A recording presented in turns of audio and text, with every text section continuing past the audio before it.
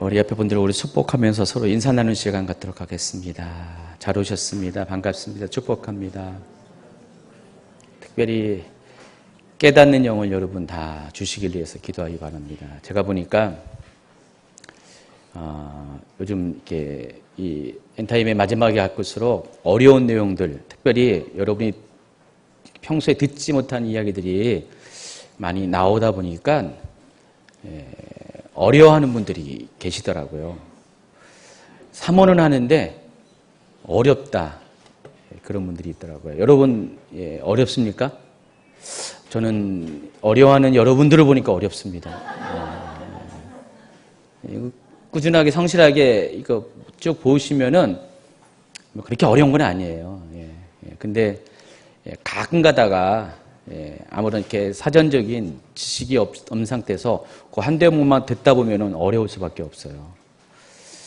저도 마찬가지입니다. 이거 이렇게 평소에 듣지 않고 이렇게 오늘 이 시간만 딱 듣게 되면은 당연히 어렵습니다. 그래서 여러분, 원래 성실한 학생들은 예습과 복습을 잘 하시는데 여러분 그렇게 하시기 바랍니다. 공부를 하는 건 참 싫어하시는 것 같아요. 아멘을 안 하는 거 보니까. 자, 오늘은 이제 102강 마지막 때의 영원한 왕국이라는 주제로 말씀을 나눕니다. 여러분이 이제 여기서 제가 이렇게 딱 이렇게 제목을 지을 때 이 제목이 그냥 거저 지어지는 것이 아니라 이 내용들을 반영하는 제목을 지을 수밖에 없어요. 그러니까 이 제목 안에 무엇을 말하는지가 분명해야 된다는 것입니다. 분명히 마지막 때에 대한 이야기일 것이고요. 또 마지막 때에 있을 영원한 왕국에 대한 이야기를 할 것이라고 여러분이 기대할 겁니다. 근데 영원한 왕국에 대한 개념이 여러분이 좀 확실치가 않을 거예요. 영원한 왕국? 영원한 왕국이 뭘까? 뭐 들은 분들은 좀 아시겠지만은 이것 하나의 용어입니다. 우리가 천년왕국이 하나의 용어인 것처럼 여러분 천년왕국이라는 단어 자체가 무슨 성경에 천년왕국 이런 용어가 있는 건 아니죠. 만든 거잖아요. 그 내용을 보고 이것을 천년왕국이라고 이름을 지은 겁니다. 마찬가지입니다. 계시록 21장, 22장에 나와 있는 내용들을 보고 이거를 영원한 왕국이다라고 지은 것입니다. 누군가가 지었더라고요. 근데 제가 그 표현을 보니까 맞다. 영원한 왕국이 맞다. 영원한 왕국이 영어로 everlasting kingdom입니다. 이 everlasting이 뭐라 그랬어요? 영어에 그 영원하다라는 뜻이 있는 단어가 두 가지인데 eternal이라는 단어가 있고 everlasting인데 그냥 영원하다라는 그 뜻만 갖고는 두 가지가 다 똑같은 단어를 씁니다. 그러나 이 everlasting이라는 것은 영원히 존재한다는 뜻이 있어요. 또 그러니까 존재감을 이야기합니다. 그래서 영원히 존재하는 왕국, 그런 의미에서 everlasting kingdom, 영원한 왕국이다. 계시록 21장, 22장은 바로 그 얘기를 다루고 있습니다. 자, 그런데 우리가 명확하게 해야 될 것입니다. 계시록 21장이 들어가면서부터는 마지막 때가 아닙니다. 더 이상. 마지막 때가 끝났어요. 종결됐어요. 그래서 계시록 21장부터는 새로운 시작으로 봐야지 맞습니다. 마지막 때는 백보자 심판, 계시록 20장에 나와 있는 11절부터 나와 있는 이 백보자 심판을 끝으로 마지막 때가 종결된 거고, 그리고 21장부터는 새로운 주제가 시작되는 것입니다. 그게 바로 영원한 왕국에 관한 이야기라는 것입니다. 자, 영원한 왕국이란 건 어떤 것일까? 계시록 오늘 본문이 21장 1절부터 8절까지인데 한번 같이 읽도록 하겠습니다. 혹시 성경 안 갖고 오신 분들은요, 여기 강의 안에서 다 있으니까 한꺼번에는 없는 것 같은데 한번 같이 읽어보도록 하겠습니다. 21장 1절입니다. 또 내가 새 하늘과 새 땅을 보니 처음 하늘과 처음 땅이 없어졌고 바다도 다시 있지 않더라. 또 내가 보매 거룩한 성 새 예루살렘이 하나님께로부터 하늘에서 내려오니 그 진비한 것이 신부가 남편 위하여 단장을 갖더라. 내가 들으니 보호자에서 큰 음성이 나서 이르되 보라 하나님의 장막이 사람들과 함께 있음에 하나님이 그들과 함께 계시리니 그들은 하나님의 백성이 되고 하나님은 친히 그들과 함께 계셔서 모든 눈물을 그 눈에서 닦아주시니 다시는 사망이 없고 애통하는 것이나 곡하는 것이나 아픈 것이 다시 있지 아니하리니 처음 것들이 다 지나갔음이로라. 보좌에 앉은 신이가 이르시되 보라 내가 만물을 새롭게 하노라 하시고 또 이르시되 이 말은 신실하고 참되니 기록하라 하시고 또 내게 말씀하시되 이루었도다. 나는 알파와 오메가요 처음과 마지막이라. 내가 생명수 샘물을 목마른 자에게 값없이 주리니 이기는 자는 이것들을 상속으로 받으리라. 나는 그의 하나님이 되고 그는 내 아들이 되리라. 그러나 두려워하는 자들과 믿지 않는 자들과 흉악한 자들과 살인자들과 음행하는 자들과 점술가들과 우상 숭배자들과 거짓말하는 모든 자들은 불과 유황으로 타는 못에 던져지리니 이것이 둘째 사망이라. 여러분 이 영원한 왕국에 대한 어떤 서론적인 이야기입니다. 그러니까 계시록 21장과 22장에 있는 내용들을 서론적으로 먼저 말한 것이 1절부터 8절까지의 이야기입니다. 그래서 영원한 왕국, 새하늘과 새 땅 가운데 펼쳐진 영원한 왕국이라는 것은 어떤 나라일까, 어떤 왕국일까를 대략적으로 1절부터 8절까지 소개를 하고 있습니다. 이 나라는 어떤 곳이냐, 뒤에 쭉 더 세밀하게 소개하겠지만은 하나님의 장막이 있는 곳입니다. 여러분, 하나님의 장막이 있다는 것이 무슨 뜻인지 와닿지 않죠? 하나님의 장막이 있다는 것이 이제 제가 딱 말할 때, 그렇군요. 딱 깨달음 있는 분은 대단한 분이죠. 하나님의 장막이라는 것은 하나님의 보호자가 있는 곳이 하나님의 장막이죠. 하나님의 실존이 있는 곳, 하나님이 실제 하시는 그곳이 하나님의 장막인데 그 하나님의 장막이 어디에 있습니까? 지금 어디에 있죠? 이 세상에 있습니까? 없죠. 어디에 있습니까? 아니죠. 하늘 보좌에 있습니다. 하늘 보좌에 있습니다. 천국에 있어요. 하나님의 장막은 하나님이 실제하는 하나님이 실제 앉아 계시는 그 보좌는 지금 하늘나라에 있어요. 천국에 있습니다. 그런데 하나님께서 천국에 계시니까 이 세상에 살아가는 하나님의 백성들이 하나님을 만나길 원하고 함께하길 원하는 그 갈망을 채울 수가 없잖아요. 그래서 물론 사람들이 요구하는 것도 아님에도 불구하고 하나님이 스스로 이 땅 가운데 내려오셨죠. 그래서 자기 자신을 공간적으로 한정된 곳에 묶어두셨습니다. 거기가 어디입니까? 성막이잖아요. 성막. 광야의 성막. 그것이 성전으로 확대되었습니다. 이 하나님의 장막은 바로 그런 의미입니다. 하나님의 실제로 임재가 있는 곳이에요. 실제로 이 광야의 성막 가운데서 하나님이 실제 거기 계셨거든요. 지성소 안에 언약궤, 그리고 언약궤 위에 속죄소 또는 시운소라고 말하는 언약궤 뚜껑 위에 하나님께서 실제로 거기 임하셨어요. 그래서 그 두 그룹 천사의 그런 이렇게 서로 날개를 마주치고 있는 모습이 마치 의자를 만드는 것처럼 하나님께서 앉으실 그런 자리를 예비하는 것처럼 그런 형상으로 조각이 되어 있습니다. 하나님은 거기 머무셨어요. 그래서 하나님이 임재의 증거를 낮에는 구름 기둥으로 밤에는 불 기둥으로 보여줬습니다. 그래서 구름 기둥이 있는 한, 불 기둥이 있는 한 하나님께서 거기 지금 계시다는 그런 뜻이죠. 물론 성전은 없어졌고요. 하나님은 성령으로 성령께서 여러분 안에 지금 계십니다.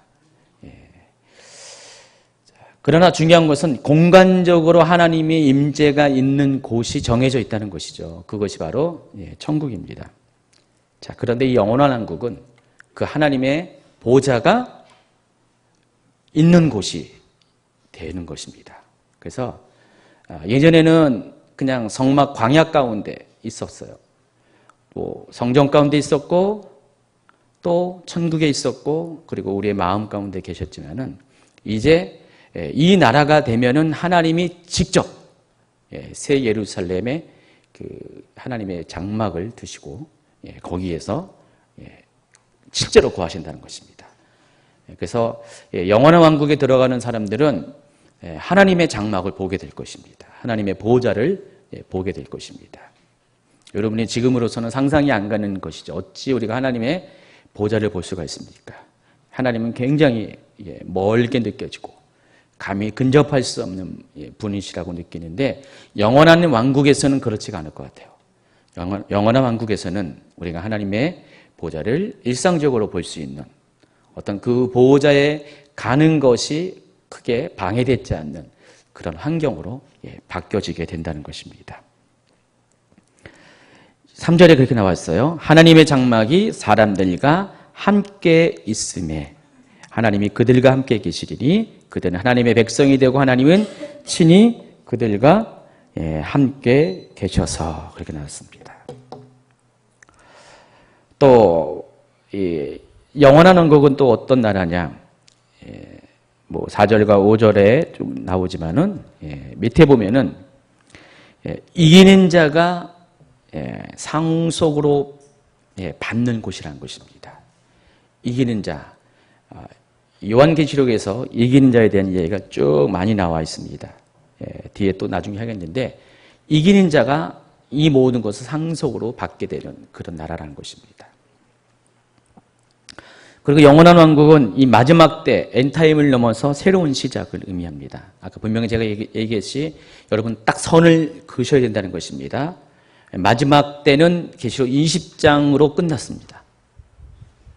제가 근데 그럼에도 불구하고 제목을 마지막 때 영원한 왕국이라고 이렇게 제목을 단 이유는 어쨌든 여러분 이 새로운 시작이지만은 지금의 입장에서 우리가 마지막 때를 보고 있기 때문에 그때가 되면 것이 마지막이 아닌데 지금의 입장에서는 우리가 그 모든 것을 마지막 때의 그런 범주로 보고 있기 때문에 그렇게 말하는 것뿐입니다. 그러나 그때가 되면 마지막 때는 이미 종결이 되었고 새로운 시작이 시작되는 것을 여러분이 아시기 바랍니다. 끝이 없이 이어지는 하나님 나라에 대한 왕국에 대한 이야기. 제가 영어로 써놨어요. Never ending story. 영원히 끊어지지 않는 끝이 없는 이야기들이 담은 그런 왕국의 이야기가 펼쳐지게 됩니다. 그래서 이 그리스도의 거룩한 신부로서 단장된 성도들은 바로 이 영원한 왕국에서 바로 그들을 위해서 준비한 새하늘과 새 땅 그리고 새 예루살렘 성에서 하나님과 영원토록 함께 거하게 될 것입니다. 그래서 제가 이제 도표로 그려놨습니다. 이해하시겠죠? 표로 그려놓으니까 딱 이해가 되죠? 20장까지 마지막 때에 대한 스토리고 21장부터 22장까지는 새로운 이야기를 다시 시작하는 것입니다. 근데 그 새로운 이야기가 영원한 왕국에 관한 것. 그 영원한 왕국이 어떤 곳인가, 또 그곳에서 거기에 거하는 우리들이 살아갈 삶이 어떤 것인가, 그것을 기록한 책이 21장, 요한계시록 21장, 22장입니다. 그래서 21장과 22장에는 영원한 왕국에 대한 실체가 쭉 나와 있어요. 성격이 어떤 것인가, 의미가 어떤 것인가, 또 그곳에서의 삶이 어떤 것인가, 이런 것들이 영원한 왕국, 이 계시록 21장, 22장에서 우리가 살펴볼 수가 있다는 것입니다. 우리가 더 분명히 하기 위해서는 이 계시록 21장과 22장의 구조를 좀 살펴볼 필요가 있습니다. 그래서 21장과 22장은 세 가지 부분으로 나눌 수가 있습니다. 방금 읽어드린 1절부터 8절까지가 이 영원한 왕국은 어떤 곳인가에 대한 어떤 개론적인 이야기를 담고 있습니다. 영원한 왕국은 이런 곳입니다. 그냥 짧게 한마디로 이야기한 겁니다. 성격에 대해서 말한 것이고, 그리고 21장 9절부터 아마 다음 주 하겠죠. 9절부터 22장 5절까지는 새 예루살렘 성의 실체에 대해서 구체적으로 새 예루살렘 성에 대해서 사이즈가 얼마고 거기는 뭐가 있고 이런 것들이 쭉 기록이 되어 있습니다. 그리고 6절부터 22절까지는 계시록 전체의 결론에 해당하는 부분입니다. 그래서 제가 이 세 가지의 구조로 여러분이 이렇게 머리에 좀 입력을 해놓고 강의도 당연히 여기에 맞춰서 준비를 하게 될 것입니다. 그래서 다음 시간에는 그 두 번째 단락인 21장 9절부터 22장 5절까지를 하겠는데, 한 시간 안에 끝나면은 끝날 수 있고, 더 하면 두 강의로 하겠습니다. 결론적으로 쭉 보면은 앞으로 남는 강의가 짧게는 2강의, 길게는 3강의가 남아 있어요. 그리고 나서 이제 엔타임 연구가 이제 대단원의 막을 내리게 될 겁니다. 그리고 이제 다른 주제, 마지막 때와 다니엘서라는 주제로 새롭게 그 간극의 어떤 강의를 하게 될 것입니다. 그리고 다니엘서 끝나면은 얼마큼 진행할지 몰라요. 아직 연구가 시작도 안 했으니까 해야 돼요. 하다 보면은 6개월이 걸렸는지 1년이 걸렸는지 저도 모르겠는데, 그거 한 다음에 다시 또 엔트하면 또 돌아갑니다. 또 한 번 하면은 한 2년, 3년 또 할 겁니다. 언제까지요? 주님 오실 때까지. 주님 오실 때까지 엔타임 강의는 계속해서 반복될 겁니다. 제가 하고 싶어서 하는 게 아니라니까요. 하도 엔타임 강의 잠시 멈추면 난리가 나요. 이게 왜 안 하냐고. 그래서 엔타임 강의는 하게 될 겁니다. 자, 아까 말씀드린 것처럼 21장 1절부터 8절은 계시록 21장, 22장 전체의 서론에 해당한 것입니다. 영원한 국은 어떤 곳인가? 그 영원한 국의 성격에 대해서 말하고 있습니다. 그 중에서 1절과 2절은 21장, 22장의 서원에 해당하는 것입니다. 서원. 다시 한번 그 1절과 2절을 읽어볼까요? 시작. 또 내가 새 하늘과 새 땅을 보니 처음 하늘과 처음 땅이 없어졌고 바다도 다시 있지 않더라. 또 내가 보매 거룩한 예루살렘, 새 예루살렘이 하나님께 또 하늘에서 내려오니 그 준비한 것이 신부가 남편을 위하여 단장한 것 같더라. 바로 이 이야기를 하겠다는 것이죠. 그래서 지금 요한은 1절과 2절에서 두 가지를 봅니다. 새 하늘과 새 땅, 그리고 새 예루살렘을 보죠. 그리고 3절에 보니까 내가 들으니, 이번엔 듣습니다. 그리고 6절에도 또 내게 말씀하시되 또 듣죠. 그래서 앞에는 사도 요한의 눈앞에 펼쳐진 새 하늘과 새 땅, 그리고 새 예루살렘을 본 광경이고, 3절부터는 하늘의 음성을 통해서 들은 광경입니다. 들은 이야기들을 합니다. 이해하시겠죠? 그런 구조로 되어 있습니다. 21장 9절에 보니까 새 예루살렘이 어떤 곳인지 한번 강의 안에 있는 것만 보시기 바랍니다. 9절, 10절, 11절 시작. 7 대접을 가지고 마지막 7 재앙을 달면 7 천사 중 하나가 나와서 내게 말하여 이르되 이리 오라, 내가 신부 곧 어린 양의 아내를 내게 보이리라 하고 성령으로 나를 데리고 크고 높은 산으로 올라가 하나님께로부터 하늘에서 내려오는 거룩한 성 예루살렘을 보이니 하나님의 영광이 있어 그 성의 빛이 지극히 귀한 보석 같고 벽옥과 수정같이 맑더라. 건너뛰어서 22장 1절 보세요. 또 그가 수정같이 맑은 생명수의 강을 내게 보이니 하나님과 및 어린 양의 보좌로부터 나와서 길 가운데로 흐르더라. 광 좌우에 생명나무가 있어 12가지 열매를 맺되 달마다 그 열매를 맺고 그 나무 잎사귀들은 만국을 치유하기 위하여 있더라. 다시 저주가 없으며 하나님과 그 어린 양의 보좌가 그 가운데서 있으리니 그의 종들이 그를 섬기며 그의 얼굴을 볼 터이요 그의 이름도 그들의 이마에 있으리라. 다시 밤이 없겠고 등불과 햇빛이 쓸데없으니 이는 주 하나님이 그들에게 빛이심이라. 그들이 세세토록 왕노릇하리로다. 바로 이 거룩한 성 예루살렘의 모습이 이렇다는 것을 이야기합니다.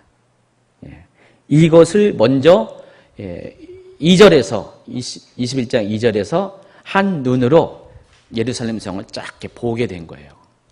근데 그 보게 된 예루살렘의 구체적인 내용들이 이렇게 21장 9절부터 쭉 기록이 되어 있습니다. 성의 모습과 또 22장에서는 그 안에 있는 생명수의 강에 대해서 구체적으로 묘사를 합니다. 영원한 왕국은 어떤 곳인가? 첫 번째, 이전 세상과는 전혀 다른 완전히 새로운 세상을 말합니다. 이전 세상은 지금 우리가 살고 있는 이 세상을 말하는 것입니다. 그러나 영원한 왕국은 완전히 새로운 세상이에요. 21장 1절에 보니까 또 내가 새 하늘과 새 땅을 보니 처음 하늘과 처음 땅이 없어졌고 다시 바다도 다시 있지 않더라. 이것은 이제 킹제임스 버전의 한 가지 중에 하나인 흠정력 보세요.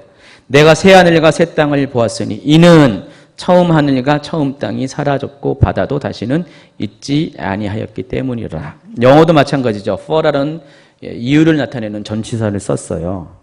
For the first heaven and the first earth 해놓고 had passed away. 사라져 버렸기 때문에 그래서 there was no longer any sea. 더 이상 어떤 바다도 존재하지 않기 때문에 나는 새로운 a new heaven과 a new earth를 보았습니다. 그때 이렇게 영어 성경도 분명히 시작합니다. 새 하늘과 새 땅이 존재하는 이유가 뭐라고요? 이전에 처음 하늘과 처음 땅이 없어졌기 때문에, 바다도 더 이상 존재하지 않기 때문에, 바로 이 앞전 세상이 없어지는 그 이유 때문에 새로운 세상이 도래했다. 그 얘기하는 거예요. 그래서 이 1절의 문장 가운데 이전의 세상과의 완전한 단절이 표현이 되어 있어요. 이 세상이 완전히 없어졌다는 것이에요.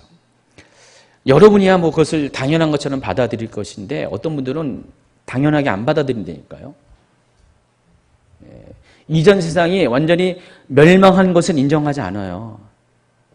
어떻게 이 물리적인 세상, 이 우주가 어떻게 다 없어졌냐. 그건 말도 안 된다. 단지 하나님께서 무슨 질서를 재조합해가지고 싹 이렇게 깔아뭉긴 다음에 다시 세상을 창조하고 세상을 이렇게 다시 이렇게 만들고 그런 거 아니냐. 그렇게 생각한다니까요. 아닙니다. 처음 하늘과 처음 땅, 이거는 완전한 우주를 말하는 것이에요. 하늘은 우주를 말하는 거잖아요. 그래서 우리가 지금 알고 있는, 우리가 존재하는 이 세상이 속해 있는 우주 자체가 없어졌다는 것이에요. 하나님은 우주에 속하신 분이십니까? 아니죠. 하나님은 우주를 포함하고 계신 분이세요. 이 의미는 하나님은 우주보다 더 넓으세요. 우주를 창조하신 분이세요. 창조하신 그분이 자신이 창조의 모든 것을 다 없애버렸다는 것이에요. 근데 우주를 왜 창조하셨죠? 누구 때문에? 여러분 때문에. 하나님의 계획을 여러분을 통해서 이루어지기 위해서, 창조의 순서로 보면 인간이 맨 나중에 창조되었지만은, 그러나 거꾸로 이것을 다시 역으로 생각하면은 인간을 위해서 이 모든 것들이 다 순서적으로 차곡차곡 준비되어졌다는 것입니다. 그런데 그 주인공인 인간들이 다 없어졌잖아요. 다 멸망을 당했거나 하늘의 휴거자로 올라갔어요. 더 이상 이 세상에 주인공이 없습니다. 또 이 대목에서 어떤 분들은 목사님 외계인이 있지 않아요? 아니, 그럴 수가 있다니까요. 그런 얘기. 지구는 멸망하는데 지구 밖에 있는 우주에 다른 별들이 있지 않습니까? 아닙니다. 다른 별들도 함께 멸망합니다. 그래서 완전히 우주 자체가 존재하지 않게 되는 거예요. 그리고 하나님이 새롭게 두 번째 창조를 한 겁니다. 그래서 이것은 완전한 두 번째 창조예요. 첫 번째 창조는 완전히 끝내버렸고요. 다시 무로 돌아갔고요. 하나님이 두 번째 세상을 만드셨다는 것입니다. 그래서 21장 1절에는 바로 그것을 이야기하는 것이에요.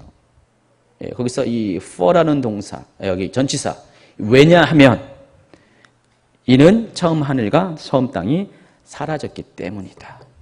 그랬기 때문에 이제 다시 하나님께서 하나님의 백성들, 휴거 백성들을 이제 다시 하나님의 보호자가 있는 곳에서 함께 살게 하기 위해서 해야 되니까 단지 영으로, 혼으로 사는 것이 아니라 육을 가지는 그런 존재로 물리적인 세상에서 공간에서 살아가게 되니까, 그래서 그 필요에 의해서 새 하늘과 새 땅을 창조하셨다는 것입니다. 그때부터 다시 두 번째 카운팅이 들어가는 것이에요. 그래서 이 처음 하늘과 처음 땅이 하나님의 첫 번째 창조의 결과라면은 이 새 하늘과 새 땅은 두 번째 창조의 결과, 열매라는 것입니다. 여러분은 이제 복 있는 사람이 됩니다. 두 세상을 경험하니까. 그쵸. 두 세상을 경험하니까. 가봐야 알죠, 여러분도. 갈 거예요? 확신으로 가는 것이 아닌데, 삶으로 가는 것인데, 믿음으로 가는 것인데. 그리고 두 번째 세상인, 두 번째 창조의 그런 공간인 이 새하늘과 새 땅에는요, 중요한 한 가지가 있습니다. 바다가 존재하지 않아요. 앞으로 새로 존재하는 새로운 세상에는요, 바다가 없습니다. 여러분, 바다라는 것이 여러분에게 어떤 의미로 다가온지만은 뭔지 모르겠지만은 이 성경에서는 이 바다가 결코 좋지 않아요. 바다가 별로 안 좋습니다. 그래서 이 바다라는 존재는 이스라엘 백성들에게, 유대인들에게는 가보지 않는 곳이에요. 잘 접할 수 없는 환경입니다. 무서운 곳이에요. 그리고 뭐 유대인뿐만 아니라 고대에 있는 모든 민족들에 나타나는 바다에 대한 생각들은 우리는 바다에서 지금 친근하지만은 굉장히 두려움의 정서입니다. 오직하면은 우리 중세 때까지만 해도 이 지구가 평평하다고 생각해가지고요, 배를 타고 나가다는 어느 순간에 절벽에 떨어진다. 그러니까 바다는 굉장히 두려움의 장소였어요. 어디가 끝일지 모르니까. 실제로 성경에서는 이 바다에 대해서 별로 이렇게 좋지 않습니다. 여러분, 짐승이 계시록 13장 2장? 봐야겠네. 정확하게 해야죠. 3장 1절. 내가 보니 바다에서 한 짐승이 나오는데, 이 짐승은 누구죠? 적그리스를 말하잖아요. 그 짐승이 나오는 곳이 바다입니다. 물리적인 바다를 말하는 것이 아니에요. 그래서 이걸 또 문자적으로 보면은 어떤 분들은 적그리스는 바다에서 출현한다, 해양 민족 가운데 나오는 건 아니냐, 배 타고 오는 것이 아니냐 하면서 막 그렇게 생각하는데, 이건 상징입니다. 바다가 갖고 있는 상징이 그렇다는 것입니다. 굉장히 혼돈의 장소입니다. 그런데 영원한 왕국에서는 이 혼돈의 장소가 없어진다는 것이에요. 더 이상. 이제는 하늘과 땅만 있는 거예요. 영원한 왕국에서는 여러분 해수욕장 못 간다는 사실을 분명히 천명합니다. 여기서 실컷 가세요. 영원한 왕국에서는 바다가 존재하지 않는다는 것. 또 이 영원한 왕국은 하나님께서 신부가 자기 남편을 위해서 단정한 것 같이 당신의 백성들을 위해서 가장 최고의 것으로 준비 놓으신 장소라는 것입니다. 여러분, 신부가 자기 남편을 위해서, 정말 사랑하는 신부가 사랑하는 남편, 대충 그런 게 아니라 정말로 사랑하는 신부는 남편을 위해서 얼마나 정성을 다해서 몸단장 또 집단장 이런 걸 잘하겠습니까? 여러분도 결혼 초에는 많이 그러셨죠? 그러셨죠? 과거 완료? 과거 완료? 그쵸? 저도 그런 것 같아요, 집에서. 근데 요즘은 뭐 저도 그렇고 누구도 그렇고 다 똑같이 뭐 이렇게 단장할 일이 별로 없어요. 다 익숙해졌어. 그러나 정말 우리 신혼 때는 그렇잖아요. 지금 하나님이 지금 자신의 신부들을, 그리스도의 신부들을 지금 막 기다리고 계셨잖아요. 언제쯤 오나. 지금 계속 신혼 기간을 기다렸잖아요. 신혼 기간이었죠. 천년왕국이었죠. 그리고 이제 혼인잔치가 천년왕국이었죠. 그 다음에 이어질 이제 본격적인 결혼 생활을 막 기다리고 계셨는데, 그것에 대해서 온갖 것을 다 준비했다는 것입니다. 최고로 준비했습니다. 그것이 바로 영원한 왕국이라는 것입니다. 영원한 왕국은 그런 의미예요. 바로 그리스도의 신부된 성도들 위해서 하나님께서 모든 것을 다, 창조의 모든 능력을 다 동원해서 아름답게 준비시킨 것, 최고로 준비하신 것. 이것은 에덴 동산을 뛰어넘는 더 완벽한 아름다운 곳. 에덴 동산에서 하나님이 아꼈잖아요. 생명나무 열매를 아꼈잖아요. 근데 여기서는 마음대로 먹게 합니다. 완벽하게 우리들 모두가 하나님께서 준비해 놓으신, 우리를 위해서 준비하신 그 새로운 세상에서 마음껏 행복하게 할 수 있는 최고의 것으로 준비해 놓은 것이 바로 영원한 왕국이라는 것입니다. 그 준비한 것이 신부가 남편을 위하여 단장한 것 같더라. 여러분, 이렇게 새하늘과 새 땅, 영원한 왕국을 기대하는 분들은요, 지금도 여러분, 오늘부터는 집에 가서 신부가 남편을 위해서 준비한 것처럼 여러분의 삶 가운데서도 좀 준비 좀 해주세요. 가서 설거지도 하시고 청소도 하시고 다 단장을 하셔가지고 준비가 돼야죠. 그런 세상에 살죠. 그리고 아까 얘기한 것처럼 영원한 왕국에는 하나님의 보좌가 있다, 장막이 있다. 이 장막의 의미 아까 설명을 했습니다. 바로 하나님의 실존이 임하는 바로 그런 나라가, 왕국이 영원한 왕국이다라는 것입니다. 그래서 여기서 여러분은 하나님의 얼굴을 직접 보게 될 것입니다. 지금은 감히 못 보죠. 볼 수도 없죠. 그러나 그곳에서는 하나님의 음성을 직접 들을 수가 있고요. 제가 여러분에게 여기서 얘기한 것처럼 하나님이 여기서 얘기하면 여러분이 거기서 듣고요. 말하는 모습을 볼 수가 있는 바로 그런 곳이 영원한 왕국이라는 것입니다. 그리고 영원한 왕국은 더 이상 아픔과 고통이 없는 곳입니다.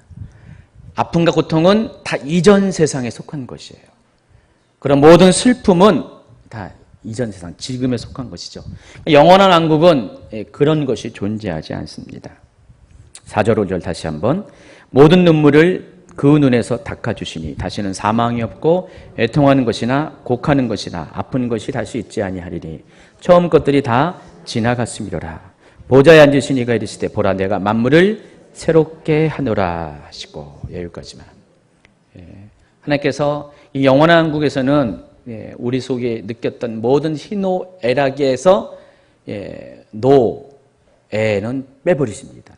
희락만 남겨두시는 것입니다. 우리가 이 세상에서 느꼈던 모든 육체적인 고통들, 심적인 고통들, 환경적인 그런 제약들, 이 모든 것들을 하나님은 다 없애버리시고 완전히 새로운 세상으로, 고통이 없는, 눈물이 없는 그런 세상을 만들어 주십니다. 아마 지금 먼저 우리 가운데 먼저 하늘나라에 있는 성도들은 그것들을 지금 조금씩 경험하고 있는 것이에요. 근데 천국보다 더 완전한 하나님 나라가 영원한 왕국이거든요. 천국에는 다 좋은데 아쉬운 게 하나가 있어요. 뭐가 있을까요? 육이 없잖아요. 육이 없잖아요. 육체가 없기 때문에 육체가 없는 아쉬움이 있을 거예요. 겪어보지 않았을지 몰라도. 그 다음에 이제 천년왕국이 오는데, 천년왕국은 육은 존재하죠. 영혼육이 다 존재하는 거. 하늘나라 비슷하게 되지만은 그러나 완벽한 또 그런 나라는 아니에요. 하나의 샘플이죠. 에덴 동산과 같은 그 정도 수준이죠. 그러나 영원한 왕국은 천국에서의 아쉬움과 천년왕국에서의 약점 모두가 다 없어지고 완벽한 그런 곳이 된다는 것입니다. 여러분의 육으로도 그것을 누릴 수가 있다는 것입니다. 또 영원한 왕국은 영원한 생명이 이어지는 곳입니다. 사람들은 이곳에서 영원한 생명으로 이끄는 생명수를 값없이 먹게 될 것입니다. 21장 6절, 또 내게 말씀하시되 이루었도다. 나는 알파와 오메가의 처음과 마지막이라. 내가 생명수 샘물을 목마른 자에게 값없이 주리니. 이게 그렇죠. 그리고 또 영원한 왕국은 아까 말씀드린 것처럼 이기는 자가 상속받는 곳입니다. 여러분 계시록 2장과 3장에 보면요, 이기는 자에 대한 이야기가 쭉 많이 남아 있는데 한번 읽어볼까요? 계시록 2장 11절 시작. 귀 있는 자는 성령이 교회들에게 하시는 말씀을 들을지어다. 이기는 자는 둘째 사망의 해를 받지 아니하리라. 26절, 이기는 자와 끝까지 내 일을 지키는 그에게 만국을 다스리는 권세를 주리니. 3장 5절 이기는 자는 이와 같이 흰옷을 입을 것이요 내가 그 이름을 생명책에서 결코 지우지 아니하고 그 이름을 내 아버지 앞과 그의 천사들 앞에서 시인하리라. 3장 12절 이기는 자는 내 하나님의 성전에 기둥이 되게 하리니 그가 결코 다시 나가지 아니하리라. 내가 하나님의 이름과 하나님의 성 곧 하늘에서 내 하나님께로부터 내려오는 새 예루살렘의 이름과 나의 새 이름을 그의 위에 기록하여라. 3장 21절 이기는 그에게는 내가 내 보좌와 함께 앉게 하여 주기를 내가 이기고 아버지 보좌에 함께 앉은 것과 같이 하리라. 이와 같이 계시록 2장과 3장에는요 성령이 교회들에게 하신 말씀을 들을 것을 권면하면서 각 교회가 이기는 자가 될 것을 요청합니다. 계속해서 이겨라 이겨라 이겨라. 이기게 되면은 이러한 것들을 너희에게 선물로 줄 것이다. 상급으로 줄 것이다. 그런 얘기가 쭉 나와 있어요. 자, 그런데 이기는 자가 된다는 것은 뭘 의미합니까? 이 마지막 때를 통과한 사람이고요. 그 통과한 사람이 이기는 자가 되는데 그 이기는 자가 도달하는 곳이 어디라고요? 보게 되는 곳이 영원한 왕국이라는 것입니다. 그래서 지금 계시록 2장과 3장에서 소개한 이야기들은요. 이 상속의 내용들은 다 어디서 성취됩니까? 영원한 왕국에서 성취가 되는 것이에요. 어떤 분들은요. 일곱 교회를 소아시아에 있는 일곱 교회를 역사적으로 존재했던 그런 교회 유형이라고 봅니다. 그러니까 에베소 교회가 첫 번째 교회고 2장에 그리고 3장 후반부에 라오디게아 교회가 나오면서 에베소 교회는 바로 그 초대교회에서 한 몇백 년 어간에 그 시대에 존재했던 교회의 특징이 에베소 교회처럼 교회다. 그리고 마지막 때 교회는 라오디게아 교회다. 뜨뜻미지근할 것이다. 그렇게 이야기합니다. 그래서 2000년의 역사를 이렇게 7개 교회를 이렇게 나눠서 설명합니다. 그런데 절대 아닙니다. 소아시아의 이 7교회는 마지막 때 존재하는 교회들이 이러한 모습으로 있을 것이다라는 그런 얘기를 하고 있는 것이에요. 1세기에 존재했던 그 소아시아의 교회가 마지막 때에 생길 교회들에 대해 모형이에요. 샘플이에요. 이런 교회가 있을 것이다 라고 한 건데 해당 강의가 이제 앞에 쫙 가면은 한 2년 전쯤 되면은 제가 이 7개 교회들에 대해서 각각 한 강의씩 다 설명을 했어요. 그리고 앞에는 서론을 쭉 이야기했기 때문에 자세한 거는 이제 그걸 한번 이렇게 복습을 하시고요. 중요한 것은 이 모든 이 교회들이 이런 이 마지막 때의 상황 가운데서 이기는 자가 되면은 반드시 그들은 다 상급을 받게 될 것인데 그 상급의 내용들이 모두가 다 마지막 때에 관련된 이야기이기 때문에 그렇기 때문에 소아시아 7교회는 절대로 역사적으로 존재했던 교회들을 의미하는 것이 아니라는 것입니다. 분명히 하시기 바랍니다. 그래서 마지막 때를 통과하는 사람들에게는 하나님께서 영원한 왕국에서의 누릴 수 있는 모든 것을 상속으로 주실 것이고 그 상속의 내용들을 좀 이따 다시 제가 구체적으로 설명을 할 겁니다. 그러나 반대로 이기는 자가 되지 못한 사람 어떤 일이 있을까? 21장 8절 시작. 그러나 두려워하는 자들과 믿지 않는 자들과 흉악한 자들과 살인자들과 음행하는 자들과 점수가들과 우상 숭배자들과 거짓말하는 모든 자들은 불과 유황으로 타는 못에 던져지리니 이것이 둘째 사망이라. 7절과 8절은 서로가 대조가 되는 것이에요. 7절에는 이기는 자에 대해서 이야기한 거고 8절은 어떤 자들이요? 단순하게 비교하면 이기지 못한 자, 승리하지 못한 자, 마지막 때를 믿음으로 통과하지 못한 사람들. 그래서 그 사람들에 대한 어떤 누군가 구체적으로 얘기하는 것이 두려워하는 자들, 믿지 않는 자들, 흉악한 자들, 살인자들, 음행하는 자들, 점술가들, 우상숭배자, 거짓말하는 자들. 결국 이들은 이기지 못한 사람입니다. 실패한 사람입니다. 그래서 이기는 자에게는 영원한 왕국의 모든 것들을 상속으로 받게 될 것이고 또 실패한 자들은 이기지 못한 자들은 둘째 사망에 처해지게 된다. 영원한 불지옥에 들어가게 된다. 그 얘기를 하고 있습니다. 자, 그러면 이기는 자가 받게 되는 상속이 과연 뭘까? 21장 7절을 다른 번역으로 한번 보겠습니다. 킹제임스 성경으로 보겠습니다. 우리 킹제임스 성경은 두 가지 다른 번역이 있는 거 아시죠? 한글 킹제임스, 흠정역 두 가지가 있습니다.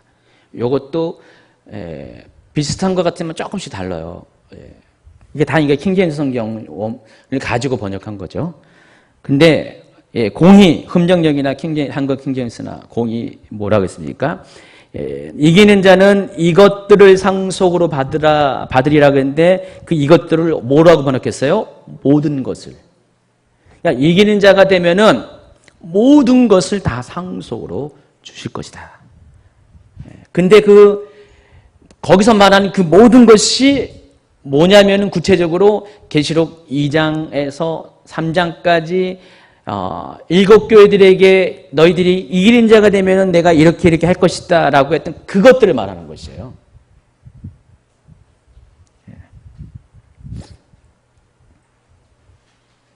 그러면은 구체적으로 그 이기는 자가 받을 2장과 3장에서 얘기했던 그 영원한 왕국의 상속의 내용이 뭘까? 먼저 에베소 교회입니다. 2장 1절. 아까 읽었죠? 귀 있는 자는 성령이 교회들에게 하시는 말씀을 들을지어다. 이기는 그에게는 내가 하나님의 낙원에 있는 생명나무의 열매를 먹게 하리다. 그랬어요. 이 생명나무 열매는 먹고 싶어도 못 먹었던 것이에요. 하나님이 두루도는 화영검으로 구름과 하영검으로 막아서서 사람들이 못 먹게 낙원 가운데 감추어둔 것이죠. 생명나무의 열매. 에덴 동산에 많은 나무가 있는데 아주 두 가지 중요한 나무가 선악을 알게 하는 나무, 영원한 생명을 누리게 하는 생명나무였잖아요. 근데 그것이 하나는 감춰져 있는데 그것을 이기는 자에게는 주시겠다는 것이에요. 여러분 먹어봐야죠. 반드시 먹기 바랍니다. 선악과는 꽤 좋아하시고 생명나무는 반드시 먹어야 됩니다. 자, 그런데 이것이 계시록 22장의 성취가 됩니다. 2절입니다. 시작. 길 가운데로 흐르더라. 강자 위에 생명나무가 있어 12가지 열매를 맺되 달마다 그 열매를 맺고 그 나무 잎사귀들 만고 치료하기 위하여 있더라. 이 새 예루살렘 성에 들어가면 영원한 왕국에 들어가면은 생명수가 흐르는 강이 있는데 바로 그 강 좌우에 생명나무가 줄줄이 서 있다는 것입니다. 그리고 12가지 열매를 달마다 맺게 된다 그랬습니다. 이것을 여러분이 먹을 수가 있다는 것이에요. 이게 어디에 예언되어 있다고요? 에베소 교회에게 하시는 말씀 가운데 예언이 되어 있는 거예요. 에베소 교회 성도들에게 너희가 이기는 자가 되면은 이것을 상속으로 줄 것이다. 그게 바로 영원한 왕국에 속한 그런 상속의 내용인데 이것을 먹게 된다는 것입니다. 이번에는 서머나 교회입니다. 귀 있는 자는 성령이 교회들에게 하시는 말씀을 들을지어다. 이기는 자는 둘째 사망의 해를 받지 아니하리라 그랬습니다. 둘째 사망이 뭐라 그랬어야 할까요? 영원한 불못 심판을 말하는 것입니다. 20장 14절 사망과 음부도 불못에 던져지니 이것은 둘째 사망 곧 불못이라. 이기는 자들은 상속으로 받지만은 지는 자는 둘째 사망을 받는다는 것이에요. 거꾸로 얘기하면은 이기는 자가 되면은 둘째 사망에 처하는 일이 없어지게 될 것이다. 그 얘기하는 것이죠. 그래서 서머나 교회에게 약속했던 이 약속이 계시록에서 이루어지게 됩니다. 그렇죠? 또 이기는 자는 만국을 다스리는 권세를 받게 될 것입니다. 이것은 두아디라 교회에게 하신 말씀입니다. 계시록 2장 26절 시작. 이기는 자와 끝까지 내일을 지킨 그에게 만국을 다스리는 권세를 주리니. 그래서 이 만국을 다스리는 권세는 직접적으로 천년왕국에서 그리스도와 더불어 왕노릇하는 것을 의미하고 이것이 또 영원한 왕국에서도 연장이 됩니다. 그래서 영원한 왕국에 들어간 장면을 볼까요? 22장 5절 다시 밤이 없겠고 등불과 햇빛이 쓸데없으니 이는 주 하나님이 그들에게 비치심이라. 그들이 세세토록 왕노릇하리로다. 이 영원한 왕국에서 하나님께서 이기는 자에게 이런 왕노릇하는 권세를 주신다고 얘기했는데 이것이 이미 두아디라 교회에게 약속하신 영원한 왕국에서 상속의 내용이라는 것입니다. 또 이기는 자는 흰옷을 입게 될 것입니다. 그리고 그 이름이 생명책에 결코 지워지지 않게 될 것이고 또 그 이름이 하나님 앞과 천사들 앞에 시인될 것이고 이런 내용이 사대교회에게 하신 말씀 가운데 있습니다. 계시록 3장 5절 시작. 이기는 자와 이와 같이 흰옷을 입을 것이요 내가 그 이름을 생명책에 결코 지우지 않냐고 그 이름을 내 아버지 앞과 그의 천사들 앞에서 시인하리라. 예. 자, 이런 일들이 계시록에 보면 7장 또 13장, 17장, 20장에 쭉 기록이 되어 있고 결론적으로 21장 27절에 보니까 무엇이든지 속된 것이나 가증한 일 또는 거짓말하는 자는 결코 그리로 돌아가지 못하되 오직 어린 양의 생명책에 기록된 자들만 들어가리라. 바로 이 영원한 왕국이 그런 자들만 들어간다는 것입니다. 또 빌라델피아 교회에게 하신 말씀이 있습니다. 계시록 3장 12절 시작. 이기는 자는 내 하나님의 성전의 기둥이 되게 하리니 그가 결코 다시 나가지 아니하리라. 내가 하나님의 이름과 하나님의 성 곧 하늘에서 내 아버지께로 내려오는 새 예루살렘의 이름과 나의 이름을 그의 위에 기록하리라. 여기서 그는 이기는 자를 말하는 것입니다. 그러니까 이기는 자에게 하나님의 성전의 기둥같이 되게 할 것이고 또 그 사람 위에 이마에 새 예루살렘의 성의 이름과 또 그리스도의 새 이름을 기록할 것이다. 이렇게 예언을 했죠. 그런데 그것이 영원한 왕국에서 이루어지게 된다는 것입니다. 계시록 21장 2절 또 내가 봄에 거룩한 성 새 예루살렘이 하나님께로부터 하늘에서 내려오니 그 준비한 것이 신부가 남편을 위하여 단장한 것 같더라. 22장 3절 4절 다시 저주가 없으며 하나님과 그 어린 양의 보좌가 그 가운데 있으리니 그의 종들이 그를 섬길 것이요 그의 얼굴을 불터이어 그의 이름도 그들의 이마 위에 있으리라. 여기서 그들은 이기는 자를 말하는 것입니다. 이게 다 일곱 교회에게 하신 약속들이었고 그 약속들이 전부 다 영원한 왕국에서 상속으로 모든 것을 상속으로 받게 된다는 것입니다. 그래서 여러분 어떤 분들은요 에베소 교회와 같이 에베소 교회 성도들에게 요구한 그대로 이기는 자가 되는 분이 있을 것이에요. 어떤 분들은 사대교회, 어떤 두아디라 교회, 어떤 분들은 서머나 교회. 나름대로 하나님께서 각 성도들을 마지막 때에 그리스도의 몸된 성도들을 이 소아시아 일곱 교회가 미리 겪었던 그런 모습처럼 겪어나가게 한다는 것입니다. 여러분이 다 같은 길을 걷는 것이 아니에요. 다 여러분들은 나름대로 조금씩 하나님 앞에 서는 모습이 다를 수밖에 없고요. 마지막 때를 통과하는 모습들이 다를 수밖에 없어요. 그러나 중요한 것은 실패한 자도 있을 것이에요. 여기 일곱 교회 중에서 두 교회 빼고는 전부 다 책망을 들었잖아요. 그리고 사대 교회 같은 경우는 아예 책망만 들었어요. 칭찬도 못 듣고. 그럼에도 불구하고 계속 주님은 이기는 자가 되라. 이기는 자가 되라. 책망을 하시면서도 이기는 자가 되라. 이게 되면 이런 일들 상속을 줄 것이다. 그런 것인데 여러분이 그런 상속들을 어떤 사람은 다 받은 사람이 있을 것이고요. 어떤 사람은 어떤 부분에서 그런 상속을 받게 될 것입니다. 그러나 제가 보기에는 이기는 자가 받는 이 상속은 세트 메뉴이기 때문에 일단 이기기만 하면은 모든 것을 다 받을 것 같아요. 다 받으시기 바랍니다. 여러분, 영원한 왕국에서는 하나님께서 모든 것을 다 주실 거예요. 그래서 영원한 왕국은 둘 중에 하나입니다. 이기는 자가 될 것이냐 아니면 둘째 사망에 들어가는 자가 될 것이냐. 흑백이에요. 뭐 아니면 도입니다. 중간이 없어요. 그러니까 성경은 중간지대가 없다는 것을 여러분 명심하고 또 명심하시기 바랍니다. 근데 잠깐만 요즘 이 마지막 때가 되다 보니까 거짓 선지자들이 막 나오면서 자꾸만 중간지대를 얘기해요. 회색지대를 얘기해요. 뭔가를 구원에 있어서도 딱 이렇게 선을 긋지 않고 아주 애매하게 막 그래요. 구원이 알쏭달쏭하게 구원을 받을 수도 있고 안 받을 수도 있고 하면서 굉장히 사람들로 하여금 어떤 미련을 갖게 해요. 세상에 대해서 아주 명확하지 않게 합니다. 그러나 시대가 가면 갈수록 세상은 아주 분명해질 겁니다. 지난번에 그 데이브 브라이언 목사님도 분명히 얘기했잖아요. 어떻게 제가 한 말을 이렇게 똑같이 하시는지 제가 아주 감동을 받았어요. 제가 늘상 하던 말씀들을 많이 하시더라고요.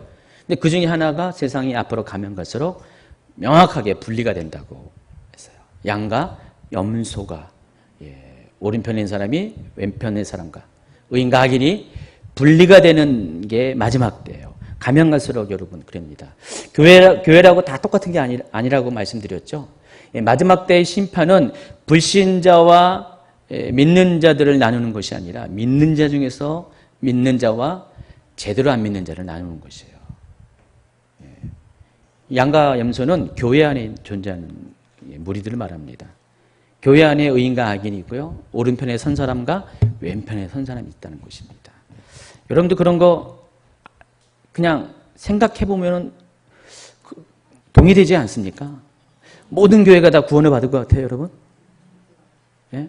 교회에 적을 두고 있는데 1년에 한두 번 나가면서 나는 크리스찬이다, 나는 어느 교회 다닌다고 하면서 그 사람이 교회 마지막 때 구원을 받을 수 있을 것 같아요?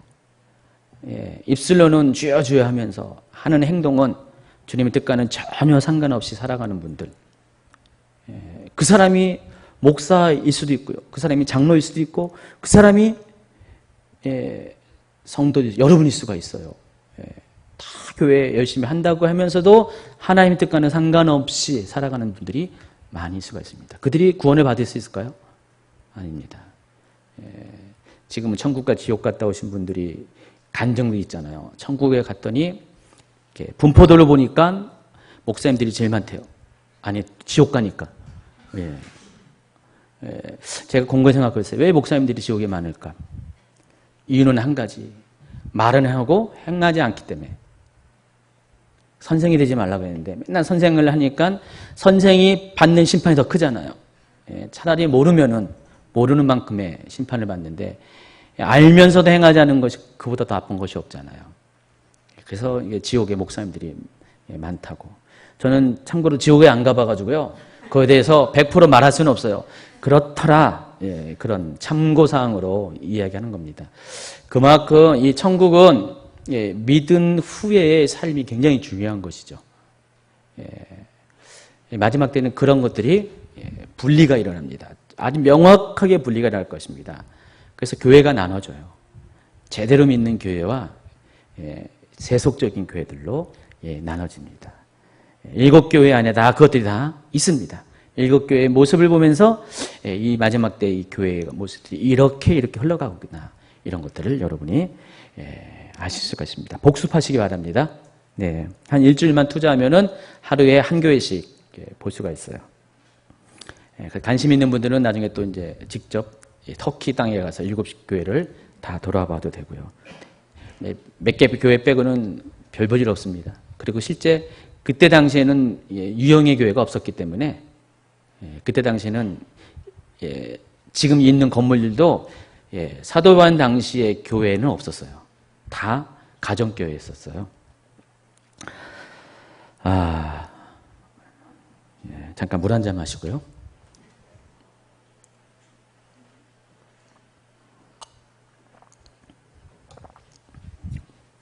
자, 이번에 5번입니다. 새하늘과 새 땅. 여러분, 새하늘과 새 땅에 대해서 많은 오해가 있습니다. 새하늘과 새 땅을 한자로 말하면 뭐죠? 신천지. 신천지라서 오해가 많아요. 이 신천지는요, 아주 그냥 특별히 계시록에 있는 아주 중요한 개념들을 선점을 다 해버렸어요. 그래서 이 얘기하면은 혹시 신천지에서 나오셨습니까? 제가 뭐 이렇게 자료를 쓰려고 검색을 하잖아요, 인터넷에. 절반은 다 신천지, 그거는 중요한 이 핵심적인 계시록의 용어들은 다 신천지가 이야기하고 있어요. 그래서 참 신천지가 참 대단합니다. 자, 새하늘과 새 땅에 대한 신천 신제에 대한 오해와 여러 가지 주장들에 대해서 몇 가지 얘기했습니다. 오해라 그랬어요. 오해. 새하늘과 새 땅을 잘못 이해하는 예가 어떤 것인가. 첫 번째가 상징으로 보는 것입니다. 여러분, 계시록은 문자로 봐야 될 것과 상징으로 봐야 될 것 두 가지를 여러분이 잘 구별을 해야 된다 그랬어요. 한쪽으로만 치우치면 절대 안 돼요. 문자적으로만 봐도 문제가 있고요. 상징으로만 봐도 다 길이 다 서로 제각기 다를 것이고요. 아주 혼란스럽습니다. 어떤 것은 문자적으로는 절대로 이해하면 안 되는데 그것을 문자적으로 딱 봐요. 어떤 것은 상징으로 이해하면 안 되는데 문자 그대로 받아들이는데 또 상징으로 이해하고 다들 이렇게 어떤 고집들이 있어요. 나름대로는 아주 그냥 정조를 지킨다는 것 같은데 내 신념을 지키는 것 같은데 좀 지혜가 필요합니다. 이것을 잘 구별을 할 줄 알아야 돼요. 구분을 할 줄 알아야 되는데 근데 많은 분들이 그냥 직진합니다. 그냥 일방도로로 가요. 그냥 한 번 문자, 그럼 문자로 가요. 한 번 상징, 상징으로 갑니다. 근데 그렇게 하는 데는 이유가 있습니다. 바로 그 신학적인 입장 때문에 그래요. 그러니까 신학적인 입장이 이 성경이 그렇게 말하고 있지 않음에도 불구하고 자꾸만 거기 틀에 맞춰서 그렇게 가게 한다는 것입니다. 그 중에 하나가 이 상징으로 보는 겁니다. 그러니까 계시록 전체를 다 상징으로 봐요. 상징으로 다. 그래서 늘 말하는 것이 묵시문학.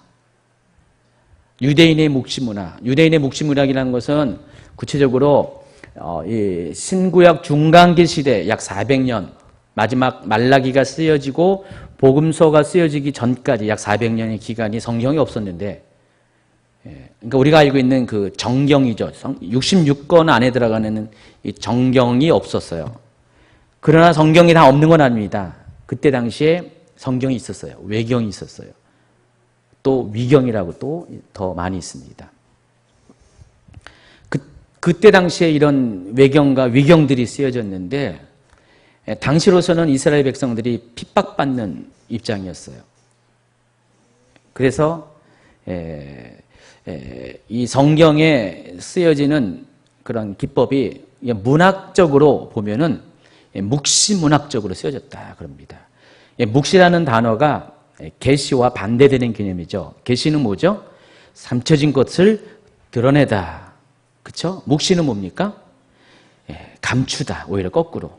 있는 것도 감추다. 드러나면 안 되니까 발각되니까. 그래서 자기들만이 알고 있는 어떤 언어와 상징을 가지고 이야기를 해요. 그럼 로마 사람들은 몰라요. 뭔 말하는지. 우리 옛날에 동요 있잖아요. 홍남파 씨가 지은 울밑에서 봉성하야. 여러분 알잖아요. 그때 당시 이렇게 그런 울밑에 서본 사람들은 다 알잖아요. 근데 일본 사람들은 뭔 말인지 모르잖아요. 그런 것이죠. 나중에 이제 정체가 발각나가지고 울밑에서 봉선화가 정체가 드러나게 됐죠. 이런 것이죠. 그래서 이 유대인의 묵시문학을 보면은요, 굉장히 상징이 많이 있어요. 무슨 때때로 보면은요, 무슨 무협지에 나올 만한 이야기도 많이 기록이 되어 있습니다. 여러분이 이제 성경을 쭉 읽다가 가끔 가다가 심심할 때 외경도 필요할 때 좀 읽을 필요가 있어요. 참고로 이런 것도 있구나, 이런 것도 있구나.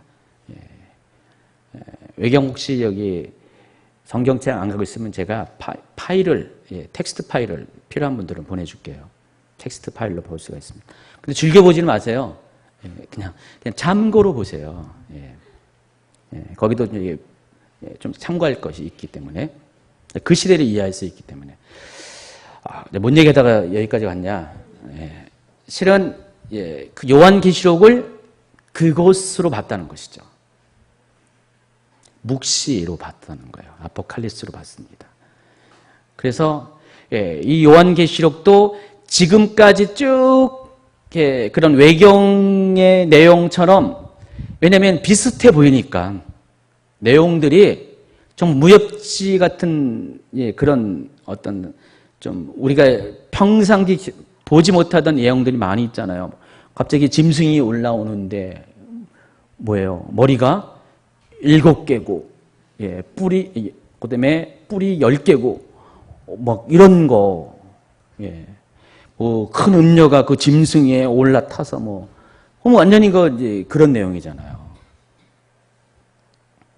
그래서, 같은 선상에서, 연장선상에서 이것을 보는, 그런 분들이 있어요. 그래서, 요한계시록을 요한묵시록이라고 아예 불러요. 그러나, 요한계시록은 영어로도 계시록이라고 아예 적었어요. 요한은 빼고, 리빌레이션, 계시록이라고 딱 써 있는데, 제가 늘 요한계시록 얘기하면서 여러분이 강조하는 것이 요한계시록은 말 그대로 계시록이다. 묵시록이 절대 아니다. 다시 말해서 계시라는 것은 힘껏 알리려고 쓴 것이죠. 우리 계시록 1장에 뭐라고 써 있는지 아세요? 예수 그리스도의 계시라. 이는 하나님이 그에게 주사 반드시 속히 일어날 일들을 그 종들에게 보이시려고 그의 청사를 그 종 요한에게 보내어 알게 하신 것이라. 속히 일어날 일들을 그 종들에게 알려주시기 위해서 요한을, 천사를 요한에게 보내서 쓰게 한 거란 것입니다. 그래서 3절에 보니까 이 예언의 말씀을 읽는 자와 듣는 자와 그 가운데 기록한 것을 지키는 자는 복이 있나니 때가 가까웁니다. 이것을 읽고 듣고 그 가운데 기록한 것을 지키는 것이 복이라는 것이에요. 왜냐하면 때가 가까웠기 때문에. 그런데 이것을 막 숨겨가지고 읽지도 못하게 하고 듣지도 못하고 이해하지도 못하고 또 지키지도 못하게 하는 것은 잘못된 거잖아요.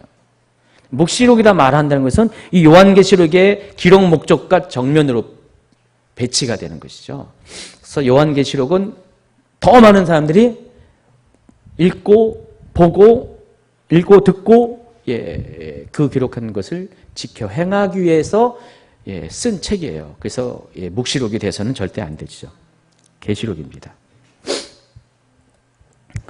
어쨌든 그런데 그럼에도 불구하고 이 요한계시록을 상징으로 보다 보니까 당연히 그 큰 흐름 가운데 새하늘과 새 땅도 상징으로 보는 것이죠. 실제하는 물리적인 세상을 말하지 않습니다.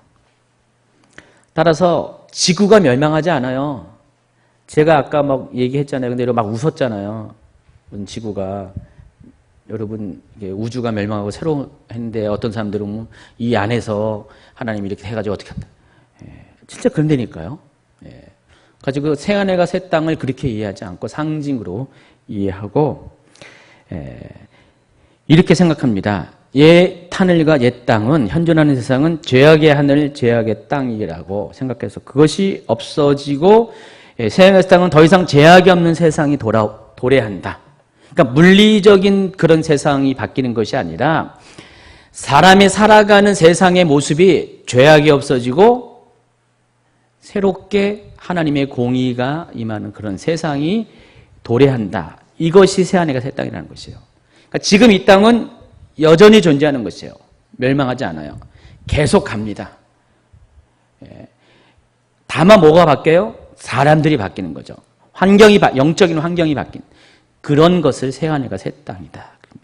그래서 이분들의 생각 속에는 지구가 멸망하지 않습니다. 지구는 영원할 것이고 그리고 단지 사람들의 사고 체계만 영적 환경만 바뀐다. 이렇게 보는 입장입니다. 그러니까 새하늘 새 땅을 그렇게 보는 것이에요. 그럼 앞에 여러분이 여지껏 쭉 했던 7 대접 심판, 아마겟돈 전쟁, 고가 마국의 전쟁, 천년왕국 이런 것들 다 뭐예요? 다 상징이죠. 상징. 그래서 여러분 이 천년왕국을 어떻게 이해합니까? 그분들의 입장에서는 천년왕국은 실제적으로 1000년 동안 마지막 심판 끝에 존재할 왕국이 아니라 천년왕국은 교회가 예수님의 초림 이후에 교회가 이 땅에 세워지고 주님이 다시 재림하실 때까지의 그 기간, 다시 말해서 교회가 이 세상을 지배하는 기간, 왕노릇하는 기간. 그래서 모든 왕노릇하는 자가 성도들이에요. 여러분 다 왕이에요. 다 왕. 그리고 불신자들은 다 다스림을 받는 사람.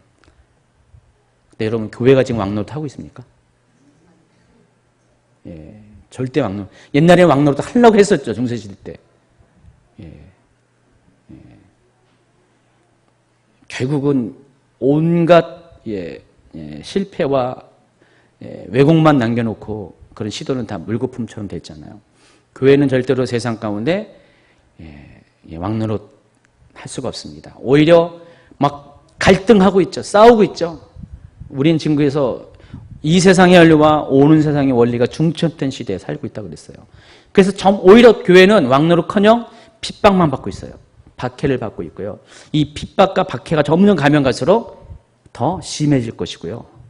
휴거당하지 않은 성도들은 전부 다 순교당하는 시대가 우리 앞에 오게 된다는 것입니다. 그래서 상징적으로 보면은 우리는 아주 굉장히 낙관적인 시대에 살고 있어요. 그러나 실제로는 아닙니다. 굉장히 비관적인 시대에 살고 있는 것이 사실입니다.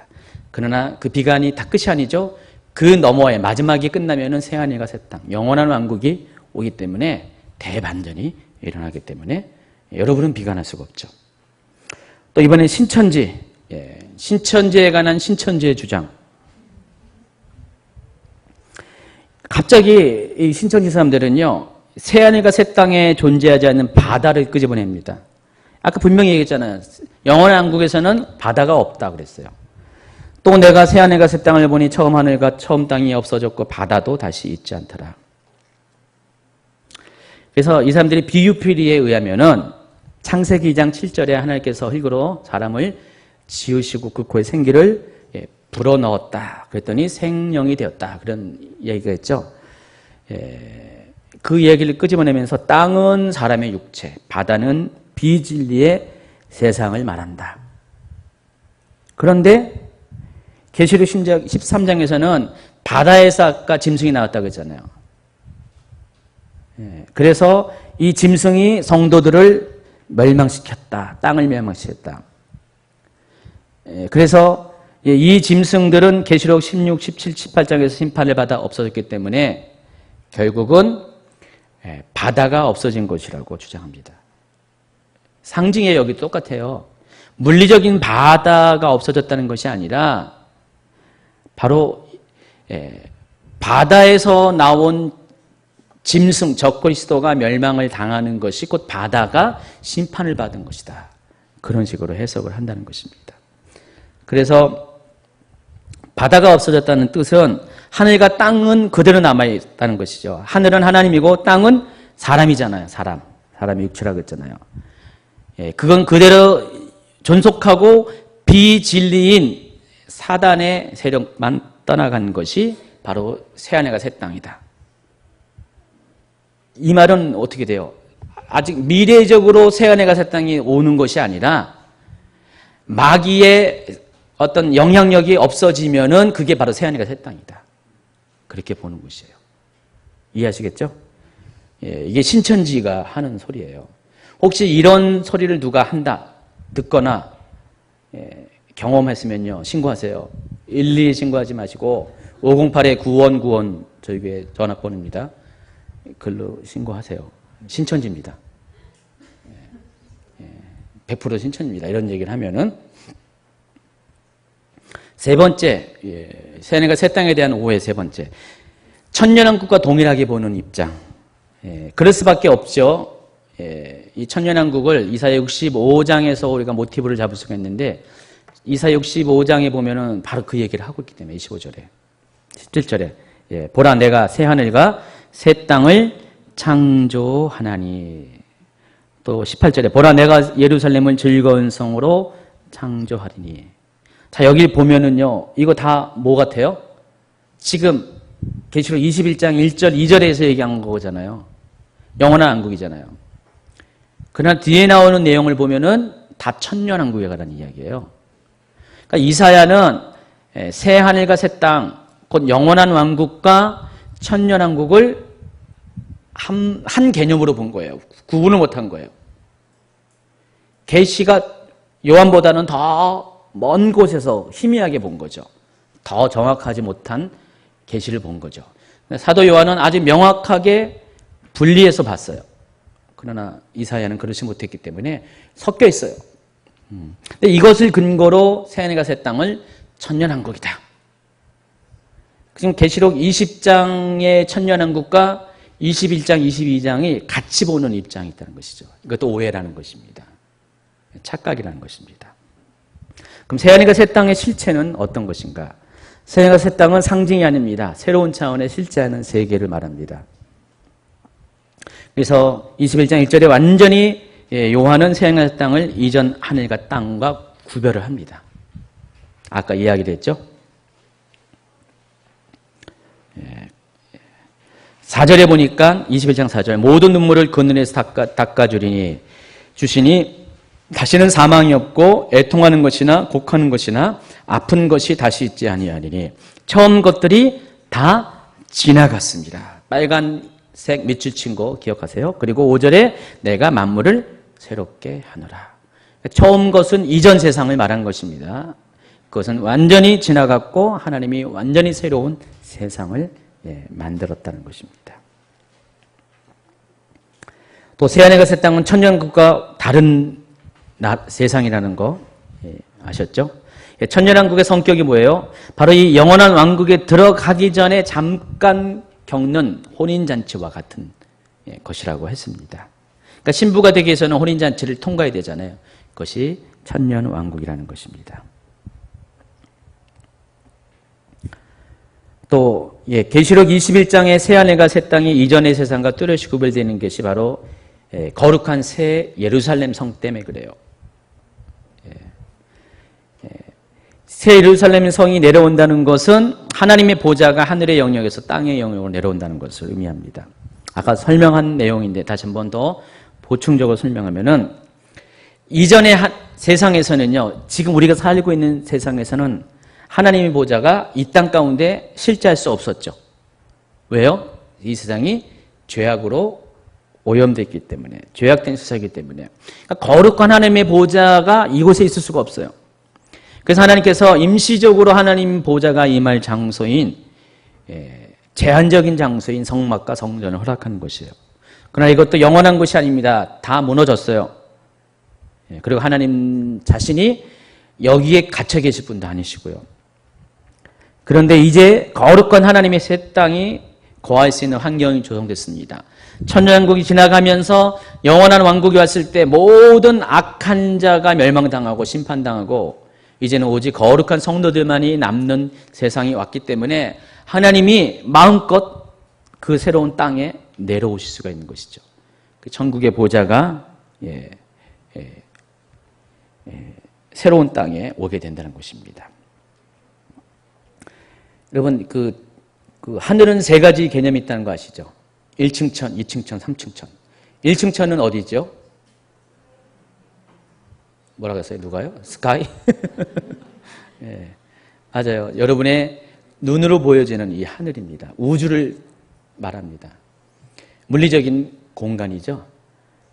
이 첫 번째 하늘이고요. 두 번째 하늘은 뭡니까? 악한 자가 공중 권세를 잡은 자가 거하는 곳. 예전에 최은영 목사님 그 간증에 의하면은 여러분이 기도할 때, 찬양할 때 이 찬양이 기도가 올라가서 하나님과 여러분 사이에 막혀있는, 딱딱하게 막혀있는 공간을 깨트리고 하나님 보호자까지 들어간다는 거 생각나시나요? 바로 그 공간이 2층 천이고 3층 천은 하나님 보좌가 있는 곳입니다. 그래서 3층 천은 여러분이 우리가 물리적인 공간 안에서 이해하면 이해가 안 가죠. 그래서 하나님이 이 세상을 창조할 때는요, 1층 천을 창조하신 거죠. 이해하시겠죠? 그리고 이 세상이 멸망당한 것은 역시 1층 천이 멸망을 당한 거예요. 멸망당하기 전에 공중 권세 잡은 자들이 계시록 12장에 보면 쫓겨 내려오죠. 큰 용이 쫓겨 내려오죠. 더 이상 공중에서 권세를 잡고 이 땅으로 다 내려와가지고 아주 그냥 부득부득 이를 가고 내려와가지고 여기 남아있는 자들이 환란이 크잖아요. 그게 나중에 환란 기간에 있을 일인데. 그래서 2층천의 존재는 이제 그때가 되면 없어지고요. 여전히 3층천은 있는 거예요. 그래서 3층천에 계신 하나님이 또 다른 1층천을 만드시는 거예요. 새로운 창조가 일어난 거예요. 그리고 여기에 와서 비로소 내려오시는 거예요. 3층천에서 1층천으로 내려오셔가지고 새로운 창조된 땅에 새 예루살렘이 내려오는 것이에요. 그래서 하늘로부터 예루살렘이 내려와요. 그러니까 9장에 보니까 그것을 9절에 보니까 보잖아요. 사도 요한이. 그래서 새 예루살렘이 하늘에서 내려온다는 것은 바로 그런 어떤 것이 가능해졌기 때문에 이제는 새로운 땅에서는 하나님 보좌가 거할 수 있는 환경이기 때문에 하나님이 친히 내려오신다는 것입니다.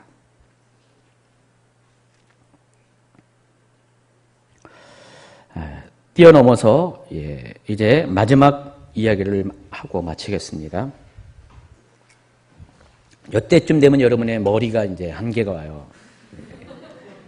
중간까지는 여러분이 아직 초롱초롱하게 잘 이해하는데 이때쯤 되면은 조금 힘들어 하시더라고요. 그래서 우리가 이 하나님 나라에 대한 개념을 좀 설명을 하겠습니다. 다음 주 강의를 위해서라도 더 충분히 설명해야 되는데 많은 사람들이 잘못 알고 있거나 분명히 구분하지 못하는 것이 바로 하나님 나라에 대한 개념이에요. 킹덤 오브 갓.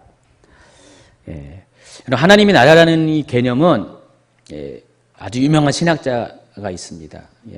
이름은 얘기 안 하겠습니다. 얘기해봤자 의미가 없을 것이고 이분이 하나님 나라의 개념을 쫙 설명했는데 하나님의 나라라는 것, 킹덤 오브 갓이라는 것이 이렇게 큰 원이라면은 그 안에 작은 개념의 하나님의 나라들이 있다는 것이에요.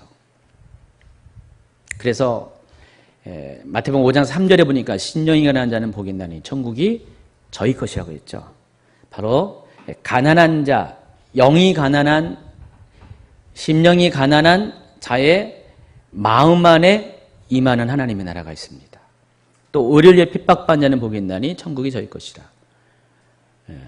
그래서 의를 위해 핍박을 받음으로 인해서 내 안에 있는 하나님 나라가 점점 옆에 세상으로 확장이 되어지죠. 공간적으로 확장이 되죠. 그런 하나님의 나라가 있습니다. 그래서 그 모든 나라는 어쨌든 간에 물리적인 공간을 말하는 것이 아니죠. 근데 성경에서는 하나님 나라를 이야기할 때 물리적인 공간의 개념으로 하나님 나라를 이야기합니다. 세 가지가 있습니다. 세 가지. 첫 번째가 뭡니까? 천국이에요. 천국. 킹덤 오브 헤븐이에요. 킹덤 오브 헤븐. 그래서 하나님 나라는 시간적으로 단계적으로 이런 이 하나님의 나라들이 우리를 찾아와요. 그러니까 여러분이 첫 번째 경험하는 것이 킹덤 오브 헤븐이에요. 이 킹덤 오브 헤븐은 창세 때 하나님 만드셨겠죠. 아무래도 인간이 죽으면 가야 되는 곳이기 때문에 그래서 그때쯤 만들어졌겠죠. 정확하게 창세기 1장이 만들었는지 그 전에 만들었는지 잘 몰라요. 근데 제가 생각하기에는 마귀를 위해서 영원한 불모심판 장소를 만들었다면은 아마 창세 전에 세상을 창조하기 전에 만들 가능성이 많을 거예요. 이거는 성경에 뭐 이렇게 명확하게 나온 건 아니에요. 그래서 이 천국이 있어요. 천국. 킹덤 오브 헤븐이 있습니다. 이것이 그때부터 지금까지 쫙 이어져 내려옵니다. 그러다가 모든 심판이 종결된 후에 여기서는 이 세상에 대한 심판이죠. 아직 백보자 심판 전이죠. 그 다음에 천년왕국이 옵니다. 이것도 하나님의 나라예요. 밀레니엄 킹덤이라고 하죠. 문자적인 천년을 말한 것입니다. 그리고 나서 에버라스팅 킹덤, 영원한 왕국이 세 번째로 오게 됩니다. 천년왕국 넘어서. 그래서 1, 2, 3 이렇게 도표로 그려놨잖아요. 여러분 이렇게 강의 안에 있습니다. 자, 그래서 이 처음에 이 킹덤 오브 헤븐은 어떻게 우리가 들어갈 수 있는가? 처음에 이 세상에 죽은 성도들이 영으로 들어가는 것이에요. 영혼으로 들어가는 것이 킹덤 오브 헤븐입니다. 육으로 들어가는 것이 아니라 영이. 근데 성경에는요, 육으로 들어간 사람이 있어요. 예외적으로. 누구라고요? 에녹, 또 엘리야. 예. 또 있잖아요. 예수님. 그러나 이런 예외는 있지만은 기본적으로 죽은 다음에 영으로 들어가는 곳이 킹덤 오브 헤븐입니다. 주 안에 죽은 모든 사람들은 영적인 생명을 가지고 살아갑니다. 누가복음 23장 43절에서 예수께서 이르시되 내가 진실로 네게 이르노니 오늘 내가 나와 함께 낙원에 있으리라. 이 낙원이 바로 킹덤 오브 헤븐이에요. 천국이에요. 예수께서 이 낙원이라고 이야기한 것이 결과적으로 이 천국이 한시적인 장소라는 것을 우리에게 알려줘요. 낙원은 한시적인 곳입니다. 영원한 왕국이 도래하기 전까지 존재하는 곳입니다. 또 예수님께서 공중에 강림하실 때 죽은 자들이 부활한 몸을 입고 천국에 들어가고요. 또 그 다음에 성도들이 변화된 몸을 가지고 천국에 들어가게 됩니다. 지난 시간에 부활체, 변화체 다 얘기했죠. 부활의 몸, 변화의 몸 다 설명을 했습니다. 자, 이런 하나님 나라가 킹덤 오브 헤븐, 천국입니다. 하늘에 있는 왕국.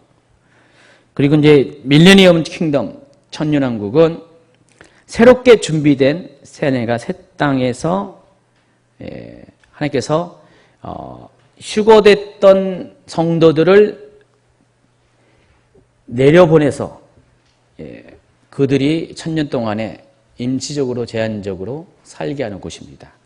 솔직히 이 천년왕국이 펼쳐질 장소가 어딘지는 저를 모르겠어요. 정말로 새 하늘과 새 땅인지, 계시록에서는 새 하늘과 새 땅이라고 얘기 안 하거든요. 그러나 이사야 65장을 보면은 새 하늘 새 땅이라고 묘사를 해요. 근데 이미 이 세상은 다 멸망을 당했잖아요. 근데 없어진 것은 아니에요, 아직은. 멸망을 당한 것 뿐이죠. 그래서 그 가운데 하나님이 어떤 일정한 공간을 만들어 놓는 것인지 그건 잘 모르겠어요. 성경이 분명히 나와 있지 않기 때문에. 그렇지만은 영원한 왕국과는 비슷한 것 같아도 다른 곳. 아직은 완벽하지 못한 그런 어떤 하나님 나라가 천년왕국이라는 이름으로 천년 동안 존재하게 됩니다. 그래서 이때는 천국에 있던 모든 자들이 다 내려오게 될 것입니다. 아주 오래전에 죽었던 사람들부터 최근에까지 죽은 사람, 모든 사람이, 그러니까 환란 기에 죽은 사람까지 다 내려오게 됩니다. 제가 이렇게 했어요. 그리스도께서 공중에 강림하실 때 죽었다가 부활하여 휴거된 자들, 살아서 휴거된 자들, 그리고 대환란기의 순교를 거쳐 부활한 첫째 부활자 모두가 천년왕국에서 살게 됩니다. 그리고 첫째 부활자는 그리스도와 함께 왕국의 통치자가 될 것이고 기타 휴거 백성들은 그 나라의 백성이 될 것입니다. 그리고 마지막이 에버레스팅 킹덤, 영원한 왕국이라는 것입니다. 그래서 영원한 왕국은 이전까지 천국에 있던 모든 자들이, 천년왕국에 있던 모든 자들이 100% 들어갈 수도 있을 것 같기도 하지만은 아닐 수도 있는 그런 곳이에요. 근데 저는 100% 들어갈 것이라고 생각을 해요. 천년왕국 마지막에 곡과 마곡의 전쟁에서 미혹당한 자들이 있는데 그 사람들은 천년왕국의 2세대일 가능성이 많고요. 제가 보건대 100%라고 말할 수가 없어요. 그렇지만 자주간 천년왕국에 살았다고 해도 영원한 왕국에 다 들어갈 수는 없다는 것. 분명히 성경이 말하니까. 이 곡과 마곡의 시기에 그런 이렇게 배신하는 자가 있기 때문에 계시록 20장 7절 천년이 참에 사단이 그 옥에서 놓여 나와서 땅의 사방 백성 곧 곡과 마곡을 미혹하고 모아 쌈을 붙이리니 그 수가 바다의 모래와 같으리라. 그들이 지면을 널리 퍼져 성도들의 진과 사랑하는 성을 두루매 하늘에서 불이 내려와 그들을 태워버렸다 그랬습니다. 그래서 이들은 천년왕국에 들어가지 못하고 죽습니다. 그리고 그 뒤에 있을 백보자 심판 때에 다시 부활합니다. 그래서 이 악인의 부활 때 부활하기 때문에 이미 먼저 부활을 하고 또 부활할 수가 없기 때문에 제가 보면 이것 때문에서라도 제 2세대, 천년왕국의 2세대가 이런 이렇게 미혹에 넘어가서 그리스도를 반대하는 곡감왕국에 미혹당하는 자가 될 가능성이 많습니다. 어쨌든 이들은 천년왕국에 여기 영원왕국에 들어가지 못합니다.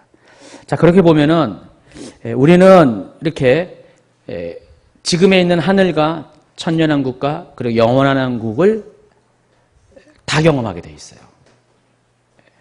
여러분은 이 세 하나님 나라를 다, 이 공간적인 이 장소들을 다 경험하게 됩니다. 차례차례 단계별로. 그래서 이 하나님 나라라는 이 새로운 영원한 왕국이라는 것은 어떻게 보면은 하나님께서 거기에 들어갈 사람들을 구별하시고 선별하고 또 만들어가기는 과정 가운데 이런 것들을 다 허락했다는 것을 여러분이 아시기 바랍니다. 천국은 누구나 들어갈 수 있어요. 그러나 아무나 못 들어갑니다. 그 구원의 길은 예수님께서 열어주셨어요. 하나님도 열어주셨지만은 그러나 그 길을 따라서 들어가는 그런 자격은 여러분이 만들어가는 것입니다. 우리가 갈 길이 멀어요. 영원한 왕국까지 갈 때까지는 얼마나 많은 우여곡절이 있는지, 중간에 실패할 수도 있고 또 낙오대가 될 수도 있습니다. 그래서 우리는 늘 언제나 영원한 왕국에 들어가기까지 늘 깨어 있어야 돼요. 내가 또 넘어질까? 내가 또 미혹당할까? 내가 또 배도하지 않을까? 늘 깨어 있어야 되고요. 또 한 가지는 그럼에도 불구하고 하나님은 한 영혼이라도 계속해서 이 영원한 왕국에 인도하시기 위해서 또 하나님은 하나님의 최선을 다하신다는 것들을 여러분이 또 위로를 받기 바랍니다. 그래서 우리는 세 가지 세상에서 만날 것이에요. 아니요, 어쩌면 네 가지 세상이죠. 이 땅, 천국, 천년왕국, 영원한 왕국. 지긋지긋하게 볼 분들이에요. 중간에 못 볼 분도 생길 수도 있어요. 우린 계속 만날 겁니다. 여기서도 또 만났네요 하면서 다음에도 또 만나죠. 그럴 분들이란 것입니다. 그래서 여러분 그때까지 갈 때까지 우리는 우리의 삶에 허락하신 어떤 그리스도의 신부의 삶을 잘 살기 바랍니다. 그래서 모두 거기서 다시 한번 만나는 여러분 되길 바랍니다. 끝까지 승리하세요. 중간에 포기하지 마시고 넘어가지 마시고 실패하지 마시고 끝까지 영원한 천국까지 함께 이르는 저 여러분 되기를 예수님의 축원합니다. 기도합니다.